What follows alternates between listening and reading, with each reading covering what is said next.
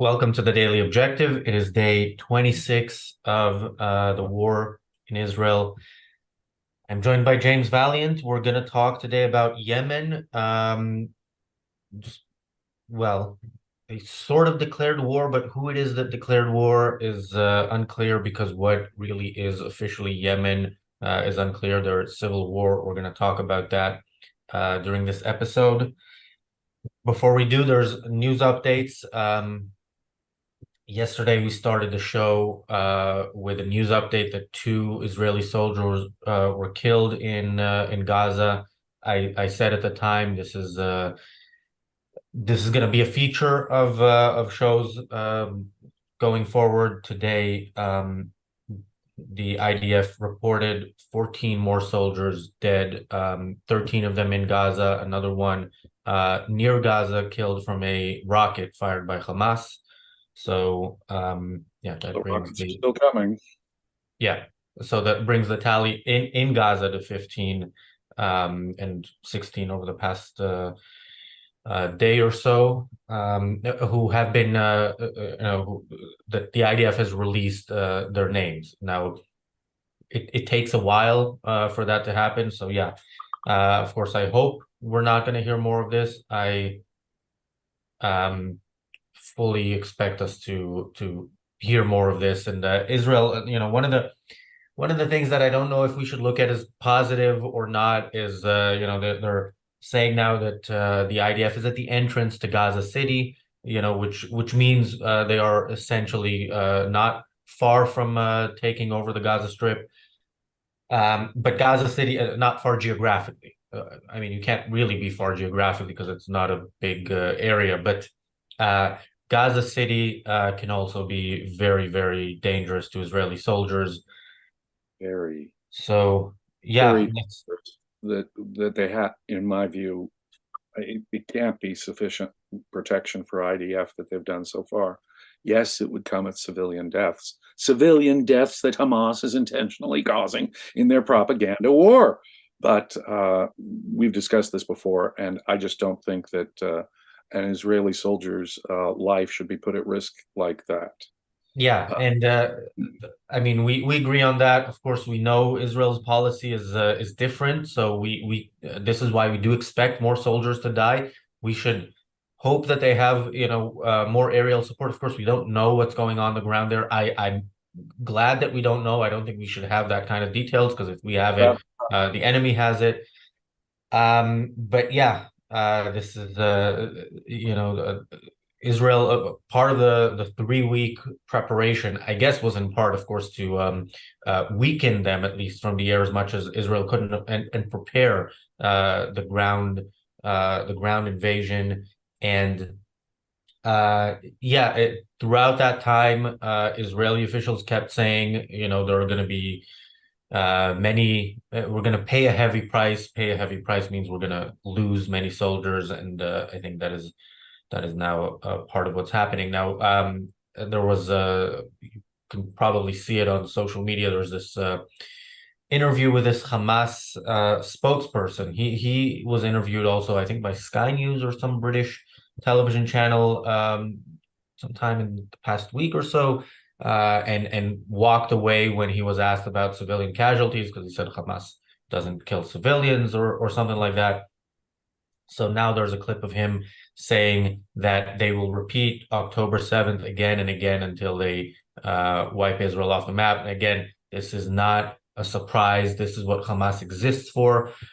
Israel seems to finally acknowledge that, but it doesn't really because I showed up at this Zoom call for today's episode like a minute before it started because I was watching the press conference with the Israeli Defense Secretary or Defense Minister, and he was saying about the trouble in the northern border of Israel with Hezbollah.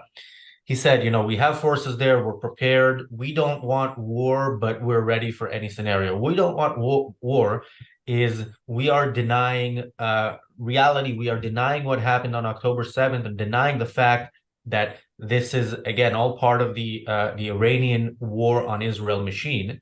And Hezbollah is a much, much, much stronger part of that war machine than Hamas is. So everything Hezbollah did, everything Hamas did, Hezbollah can do many times worse from the north, Their and rockets Israel. more accurate, more Americans need to know this, Brits need to know this, and the world needs to know this. Hezbollah's rockets and missiles are more powerful and more accurate. They have greater distance. They could conceivably do much worse There damage are than many more of them. They have many, many more rockets, several times as many rockets, and they have many more fighters. So a similar attack, from the air and the ground to what happened on October 7th. Of course, Israel is now a bit more prepared defensively for something like that, but it will have its, it will be successful to some extent by their standards, in that many, many Israelis will die, um, very likely more than died on October 7th. And if and when that happens, that is the point at which Israel will say, you know what, now we will go to war to destroy Hezbollah. Now we have legitimacy from the international community. No, the legitimacy is from the reason government exists, and the reason there is a state of Israel, and it has a government and it has a military. That is your legitimacy. An enemy says they want to destroy you, shows that they want to destroy you, has attacked you repeatedly, you go in and destroy them in advance, or you suffer the consequences as Israel did on October 7th. They're obviously part of a coordinated Iranian assault on Israel. And by the way, American interests in the area as well. And if we can't see that it wouldn't have even been a preemptive strike on Hezbollah if it had been done more than 3 weeks ago, at the start of this, it wouldn't have been preemptive. It would have been self-defensive. And now that we've actually had rockets coming over from the north, it's obviously self-defense. The logic of all this simply escapes me, or I should say, the illogic, the irrationality of all this simply escapes me sometimes. Yeah. Unfortunately, I know America is the one semi-ally that Israel has, and I have liked some of the things coming from the administration of the United States government. But you got Admiral Kirby yesterday saying, no, it's not the time to talk about ceasefires, but it is the time to talk about pauses. Pauses for humanitarian relief. When I hear my own government talking like that, I have to be distressed at the kind of support that America is not giving Israel right now. Yeah, yeah, and as you said, America's, the nature of its support is, certainly in terms of what they're publicly demanding of Israel is insufficient, but it is far greater than anybody else. Now, of course, it's also America has not just the history, but also the ability to support Israel more than others. So we've talked about the Czech Republic. I just saw that the Czech, I'm going to say prime minister. Sorry, I don't remember who is the head of government in every country, but whoever is the head of government was in a pro-Israel rally speaking. Prime Minister, Daniel says,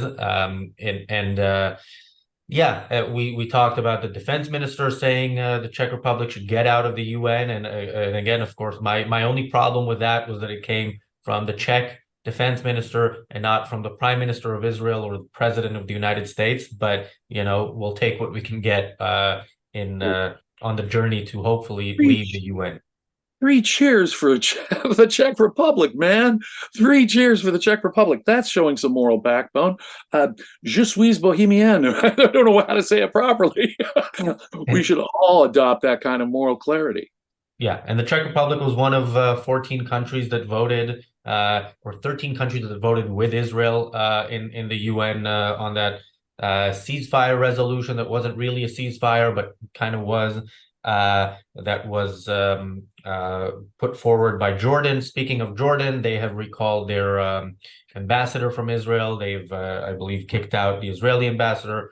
That's one of those peace deals that I've spoken on this channel in recent years about why I don't think Israel was right to sign peace deals with Jordan and Egypt. I know that's a controversial view.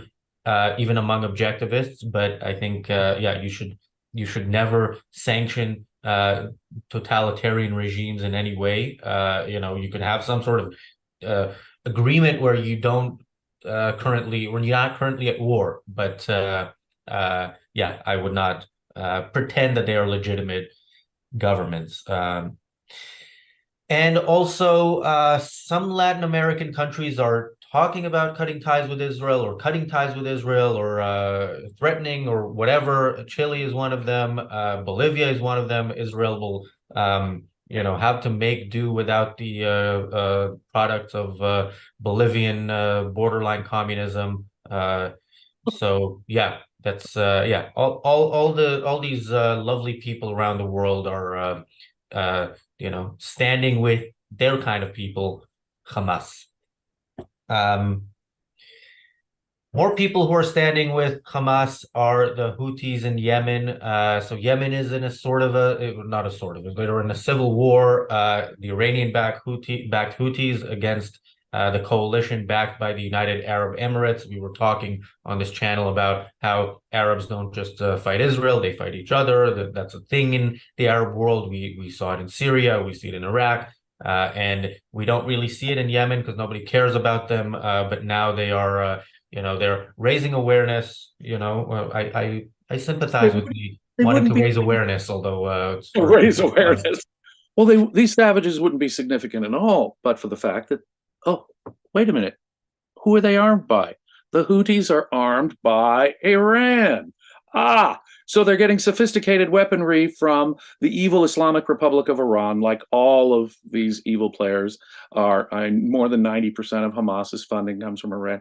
And boy, Hezbollah's been the beneficiary of all kinds of largesse from the Turanian government for a long time, as we've been discussing. But the Houthis, back in 2003, when they got started, get this, their slogan was, quote, "God is great, Allahu Akbar, death to the U.S., death to Israel, curse the Jews, and victory for Islam." And that has been adopted as the group's trademark. So where have I heard that before? Where, it sounds oddly familiar to me, but obviously these Houthis are Islamicist fanatics of the same sort of ilk as Iran and Hezbollah and Hamas. So they've joined in the fight, and only because they've been armed by Iran. Now, I heard that as early as last Thursday, United States warships were striking down some of the missiles being shot from Yemen. I hope that is continuing. Like you say, I don't need to know the operational details, and I kind of don't want to know all the operational details. But it seems to me that going after Yemen itself and taking out the source of these missiles would be perfectly justified by my government right now. Yeah. By the way, some operational details that we do know is, yeah, they keep firing rockets. They fired rockets. They sent drones. Israel has been shooting down some of them. They're fired, by the way, on Eilat. Now, for people who don't know the geography of Israel, you probably know kind of the map. It's narrow and long, and at the very most southern tip, there is a city of Eilat, which is like a resort town of sorts. There are many hotels, and so people from around Gaza. You hear about all the people in Gaza who have been or displaced or have had to leave their homes. You don't hear about the over 200,000 Israelis from around Gaza and from the northern border who have had to leave home. Many of them are in Eilat, in part because it's safer there. It's so far away from Gaza, but also because there are so many hotels there. I don't know the ranking of cities in Israel by number of hotel rooms, but Eilat is definitely in the top three, with Tel Aviv and Jerusalem, if not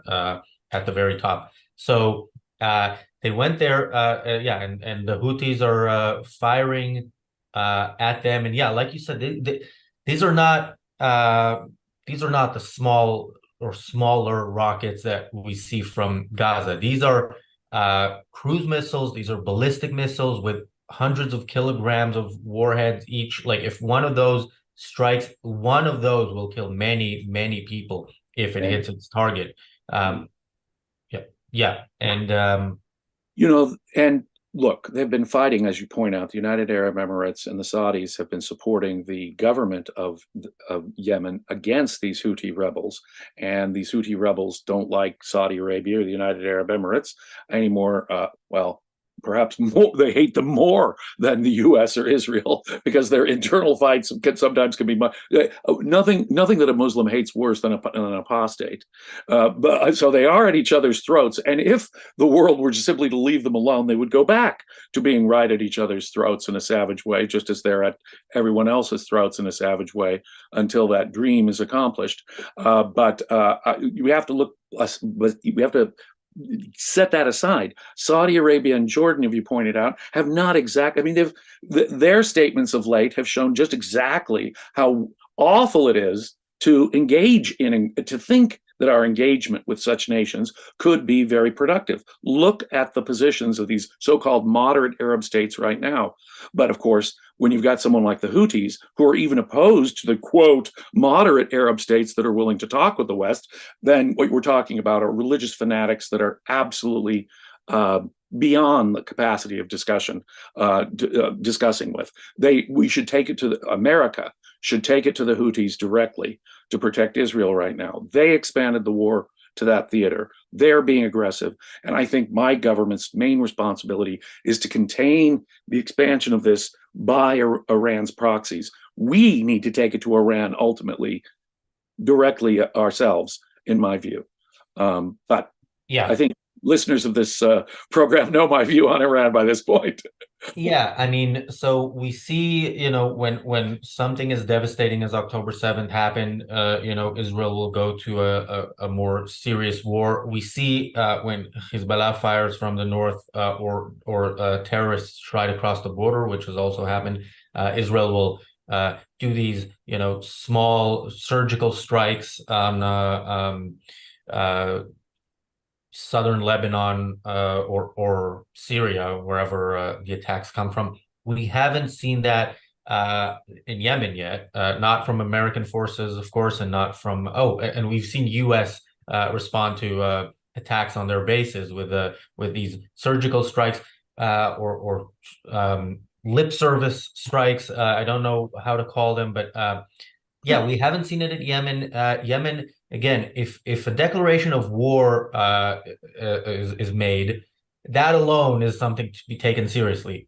If they are firing rockets, that again, one of those hits, and then there would be no question. But so, do we have to wait for hundreds of people or thousands of people to die, or can we say, you know what, let's start with something. Let's start with some sort of attack on their bases in Yemen, and if you need a place to start with one Yemen Street, Yemen, and work your way up. Right. I thought so the logic goes like this: I can start shooting a gun at you, Razi, but you can't fire back until I actually hit you. Okay, so Yemen is firing these missiles. One cruise missile hits that seaside resort town. Thousands of innocent civilians could be killed. Do we have to wait for thousands more civilians to be killed before we can do something? And they'll call it all that. Then they'll point out all the civilian deaths that they'll call it what? A preemptive strike? No, it's not a preemptive strike. These guys are backed by Iran, and they've already been lobbing missiles. I mean, I don't get it. That it would be perfectly act of perfectly rational self-defense if America went into Yemeni targets and took them out right now. Yeah. By the way, in normal times, we would have had at some point this week, if not a full daily objective episode, at least a segment on the reality show about Matthew Perry. Some of you, I think, James, you missed that, but some of you saw my little tribute to him there with the Yemen Street thing. But anyway, thank you, Bonnie, for the super chat. Thank you, Vadim, for the super chat. Thank you, Tassos, for becoming a member. And thank you, Catherine, for your super chat. Yeah, again, I would love to see some action taken against anybody who takes action against us. And by us, I mean Israel and the US and generally the West. But what I would really like to see is This is all we say this every single day on these shows, and the people who make decisions on what to do, when to strike, where to strike, they know this as well. This is all Iran. So if you're gonna say, we're not gonna strike on Yemeni soil because we are too busy dealing with Iran. Sorry, did I say Iraq? I meant Iran. Right. Because we are dealing with Iran. Uh, Fine, then deal with Iran and just shoot down the missiles and send all your military firepower at Iran. But yeah, that's not being done. That's not being discussed. And I keep seeing like people in the West, including official sources, say we don't want to escalate this. Hamas needs to be destroyed. We don't want it to become it needs to become a wider Middle Eastern war. I'm going to talk about that a bit more in the reality show when I talk about my peace plan for a true and lasting peace in the Middle East. But yeah, that I think that's I gave it away. Sorry for the spoiler. So let's see. So every time there's an escalation, Hezbollah escalates, Yemen, the Houthis in Yemen escalate, American bases are attacked more than 29 times. So they can attack U.S. military bases. They can, and Iran can say, well, if Israel goes into Hamas, you got war with Iran. They've officially said you got expanded war with us if you go and defend yourself against Hamas. Oh, and by the way, that includes attacks in America against Americans, says Iran. And we are the ones that should be in. So every step by which they escalate, we respond with, well, we don't want it to escalate. We don't want it to escalate, as they take step after step after step to escalate, both verbally and with their weapons. Now, think about that, folks. If we're the ones, they're escalating and we're saying, well, we don't want it to escalate, and putting our heads in the sand like ostriches about real escalation taking place, then wait a minute, we've sent up the white flag. We've already surrendered. We're already engaged in, at best, a slow motion surrender. That's that. We have a few more super chats. Thank you, Jonathan, for the rose, and thank you, Jonathan, for the hippopotamus. I believe that's what it is. And thank you, Equal to Reality. Equal to Reality says, slightly off topic, how do you convince fence sitters who have decided not to take a side on Israel versus Palestine to back Israel? First of all, I wouldn't call it Palestine. I would call it that's a name of a country that they hope to have, and I think they never should, at least not in our lifetime. I would make it about the Palestinians as a whole. I would also not say it's a war between Israel and Hamas. But yeah, I said this yesterday. I can preach, but I can't practice this because I can't really talk to these people. And the way I can talk to these people is if you share content that I'm on with them, or share any of our content on this. I think that's kind of an easy answer for me. But yeah, I said this actually on yesterday's episode of the Daily Objective. I would not start with that. I would start with the enemy within. I would start by showing them, here, short walking distance from where I'm sitting right now, there was this in Liverpool Street Station in London, there was this pro Hamas sit-in. They took over the station. This is a station where Jews escaping Nazi Germany arrived. Jewish children escaping Nazi Germany arrived in 1939. There's statues around the station, and I'm not in touch with these people. I don't know why they chose that station. It's also on the east side of the center of London, but I would take a wild guess and say that is part of it. Show people who care about their own lives the threat to their own lives, the threat to their way of life, if these people get their way in the UK. Yeah, I think you do have that problem in Leeds as well, I believe. It's a terrible challenge, these fence sitters, because I think it's a deeper issue. It's a psycho-epistemological issue. It's a moral issue. It's a philosophical issue to be a fence sitter. There are plenty of facts which make the moral clarity here obvious to someone who faces up to those facts. You can explain history, but someone won't listen to a history lesson until they, have the idea that there can be moral clarity. A lot of people walk in and say this is an ancient thing, it's a religious thing, it's intractable, unsolvable, but it isn't. It isn't unsolvable.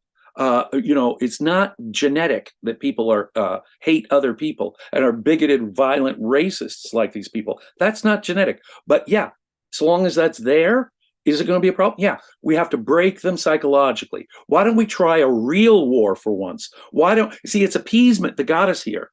It's appeasement that got us here. That's never going to solve the problem. And it only feeds into these fence sitters who think, well, this is an intractable, unsolvable problem. It is not. How about we try a real war? How about we try moral clarity? You know, I'll let you know whether it's unsolvable when we finally get a decent reaction here, both morally and militarily.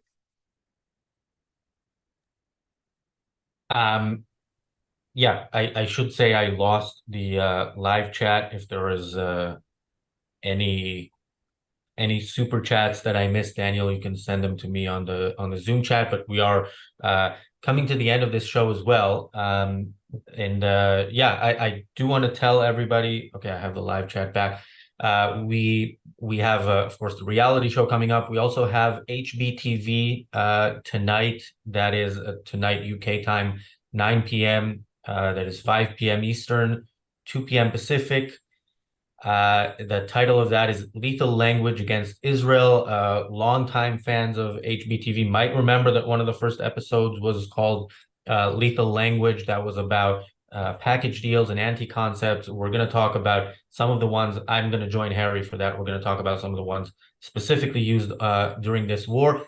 And just a reminder, if you have a question or comment that you want read on that show, you can do that preemptively as well on the live chat for that show now, but it is a 20 pound minimum for that. We will hopefully have a few of those, but it is not a Q&A episode. And yeah, and by the way, just based on the last time Harry was on the show, if you send a 20 pound or a 500 pound super chat, but with a message intended to troll Harry or any of us, we are not obliged to read that. I know that is not the vast majority of our audience, but from time to time we get somebody. But that goes right to the question we got about fence sitters. It's, you need a genius, one of the world's great philosophers like Harry Binswanger to help conceptually clarify the matter. And so what I would say to you is get your friend, if you can, if the person is open to reason, to go listen to Harry Binswanger and some sound philosophical analysis of the relevant concepts here that might provide some clarity. We happen to have on this channel coming up later today one of the world's greatest philosophers parsing this out. And that would be what your fence sitter needs to listen to. Get some philosophical clarification from a great philosopher. That's what I'd recommend. Tune in tonight. Yeah. And by the way, thank you also to the person, I'm not going to name you, but the person who became a member, not in addition to the YouTube member, person who became a regular member during this show. Yeah, we will probably start reminding people about our membership program a bit more, even during these difficult shows, because it is important. And by the way, if you are a Midas Mulligan member, we have our roundtable coming up after the reality show. So I have a busy few hours, but many of them are going to be spent here on the channel. So looking forward to that, and we'll see you on the reality show in a couple of minutes, and back here tomorrow on the Daily Objective. Thank you, and see you soon. Be well.